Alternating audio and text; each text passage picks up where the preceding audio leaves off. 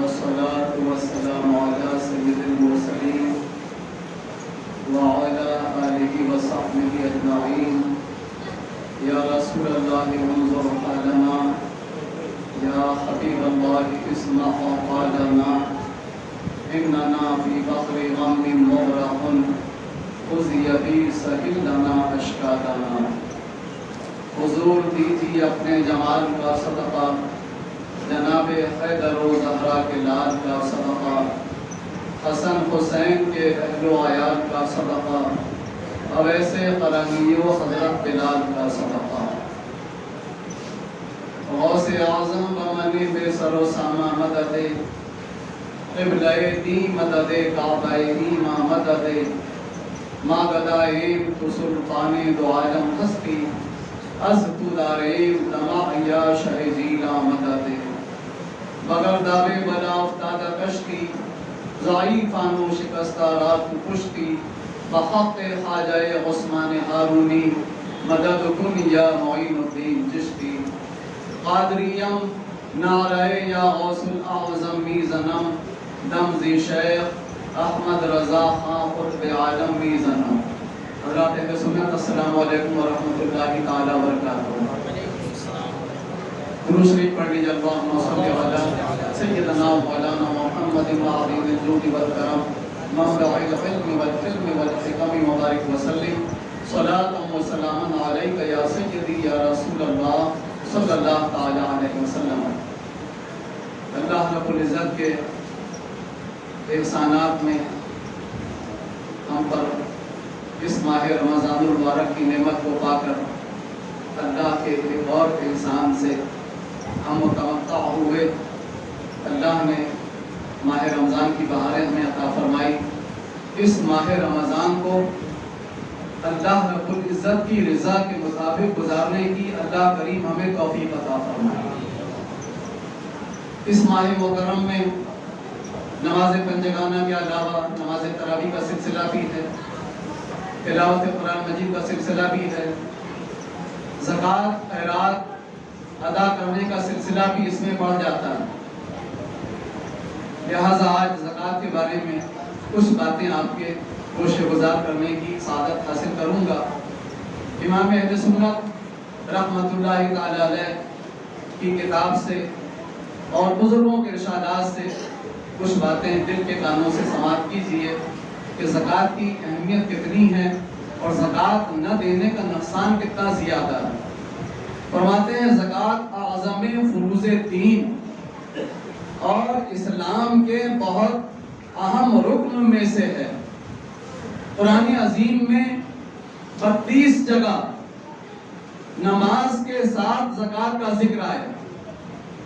قرآن مجید میں 32 جگہ، 1 2 10 20 جگہ نہیں، 32 جگہ نماز کے ساتھ زکوٰۃ کا ذکر آیا. اور طرح طرح سے اللہ تعالیٰ نے بندوں کو اس اہم فرض کی طرف بلایا کہ یہ کتنا اہم فرض ہے، اس کی طرف آؤ اور اس کی ادائیگی کی تم کوشش کرو. اور صاف فرما دیا کہ یہ نہ سمجھنا کہ زکوٰۃ دینے سے مال کم ہو جاتا ہے، یا نہ گمان کرے، بلکہ زکوٰۃ دینے سے مال بڑھتا ہے. اللہ اکبر.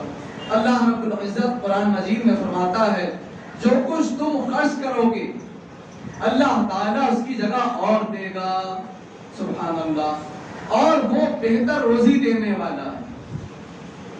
جو لوگ اللہ کی راہ میں خرچ کرتے ہیں ان کی کہاوت اس دانے کی ہے جس میں 7 بالیں نکلے، ہر بال میں 100 دانے، اور اللہ تعالیٰ جسے چاہتا ہے زیادہ عطا فرماتا ہے.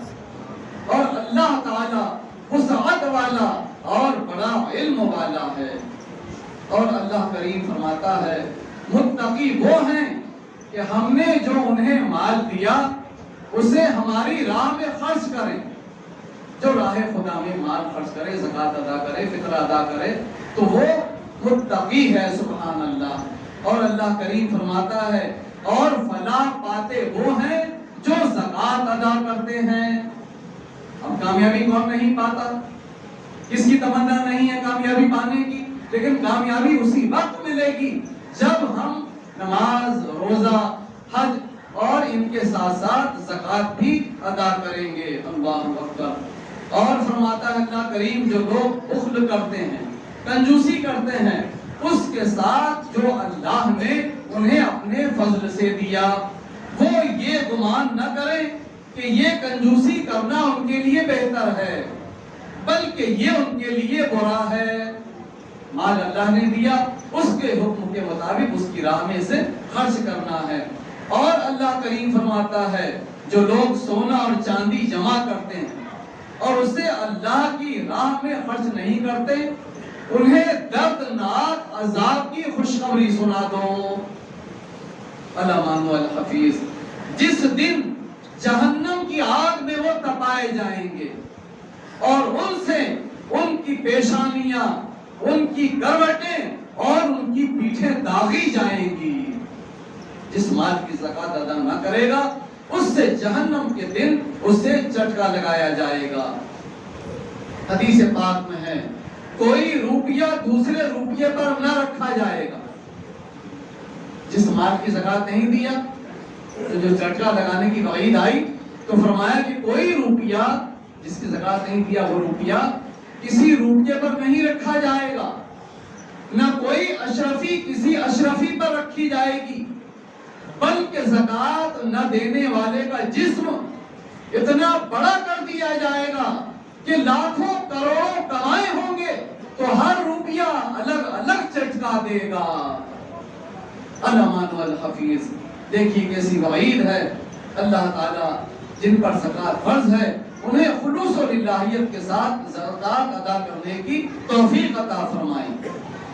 میرا آقا صلی اللہ تعالیٰ علیہ وسلم صدقے اور زکوٰۃ کی فضیلت کے لیے ارشاد فرماتے ہیں، جو شخص کھجور برابر حلال کمائی سے اللہ کی راہ میں صدقہ کرتا ہے، کھجور برابر حلال کمائی سے اللہ کی راہ میں خرچ کرتا ہے، اللہ تعالیٰ اسے دست راست سے قبول فرماتا ہے، پھر اس کے مالک کے لیے اس کی پرورش کرتا ہے جیسے تم میں کوئی اپنے بچھڑے کی پرورش کرتا ہے، یہاں تک کہ وہ صدقہ پہاڑ برابر ہو جاتا ہے۔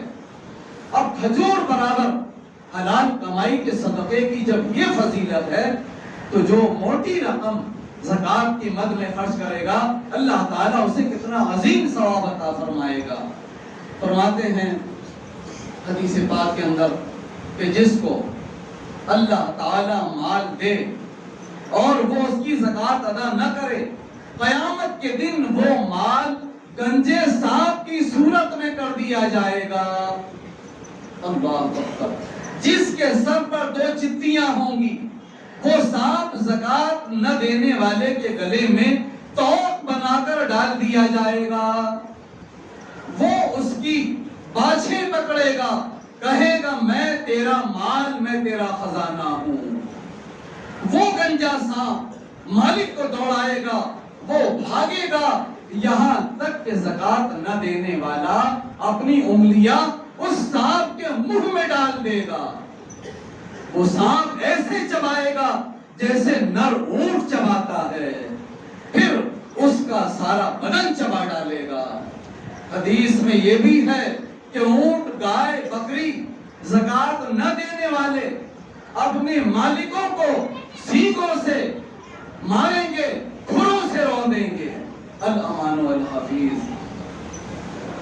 اور فرماتے ہیں زکوٰۃ نہ دینے والے کے سر پستان پر، چھاتی پر جہنم کا وہ گرم پتھر رکھیں گے کہ سینے پر رکھیں تو ہڈیاں توڑتا ہوا کندھے سے نکل آئے، اور کندھے پر رکھیں گے تو ہڈیاں توڑتا ہوا سینے سے نکل آئے۔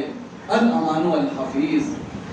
آگ کے کنگن 2 عورتیں پہنے ہوئے حضور اقدس صلی اللہ تعالی علیہ وسلم کی خدمت میں حاضر ہوئیں۔ حضور نے فرمایا اس کی زکوٰۃ ادا کرتی ہو؟ انہوں نے عرض کی نہیں۔ فرمایا کیا تو پسند کرتی ہے کہ اللہ تعالیٰ تجھے آگ کے کنگن پہنائے؟ انہوں نے عرض کی نہیں یا رسول اللہ، میں یہ پسند نہیں کرتی۔ تو میرے آقا فرماتے ہیں پھر اس سونے کے کنگن کی زکات دو۔ اللہ اکبر۔ چاندی کے چھلے، اس کا وبال دیکھیے۔ ایک بی بی چاندی کے چھلے پہنی تھی، حضور نے فرمایا ان کی زکات دو گی؟ انہوں نے کچھ انکار سا کیا۔ حضور نے فرمایا یہی چھلے تجھے جہنم میں لے جانے کے لیے بہت ہیں۔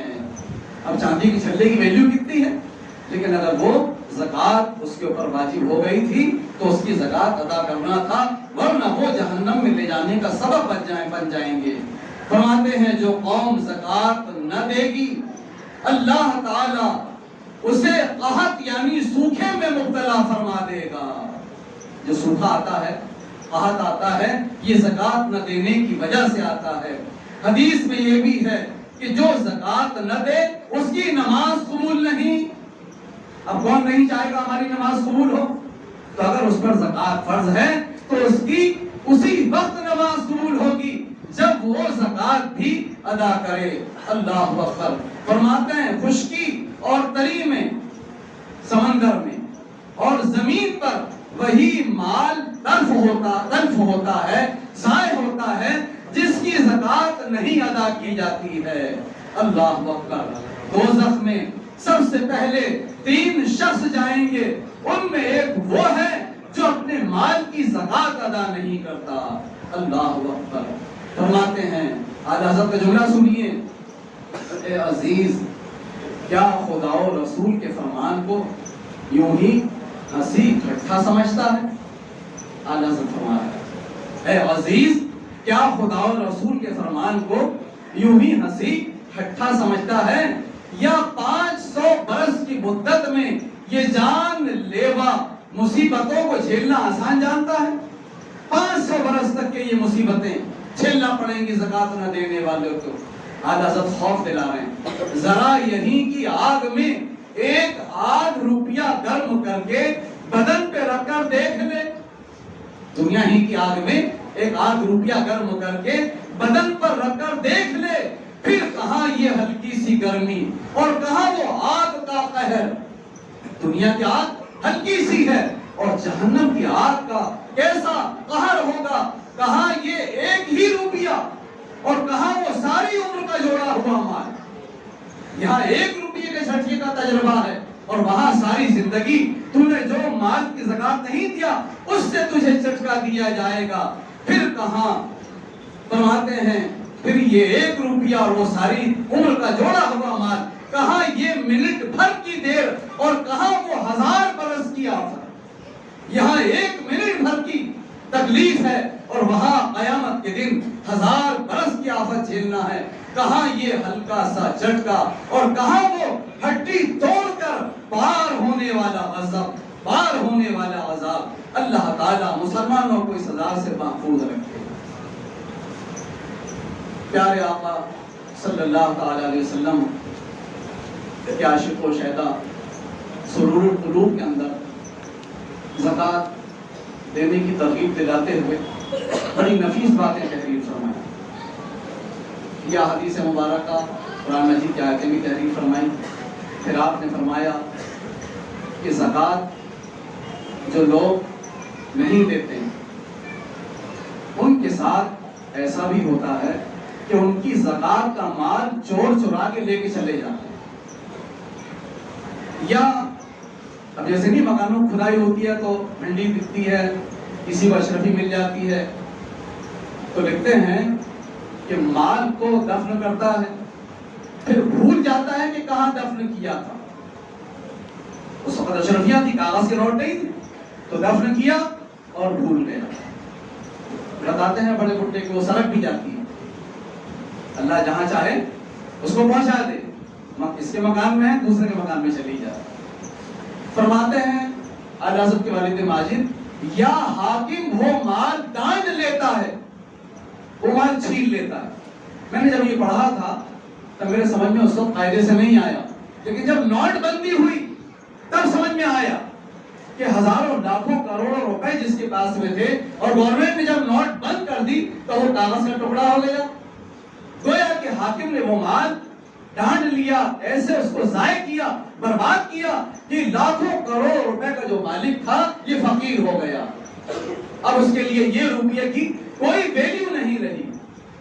تو اس طرح سے ڈرا رہے ہیں حضرت کے والد، اور پھر فرماتے ہیں جو لوگ راہ خدا میں زکوٰۃ ادا کرتے ہیں، صدقہ خیرات کرتے ہیں، اللہ تعالیٰ ان کے مال کو محفوظ فرما دیتا ہے، اللہ تعالیٰ ان کے مال کی حفاظت کرتا ہے، بلکہ یہاں تک فرمایا کہ وہ سخاوت کی برکت ان کی اولادوں میں پیڑھی در پیڑھی جاری رہتی ہے۔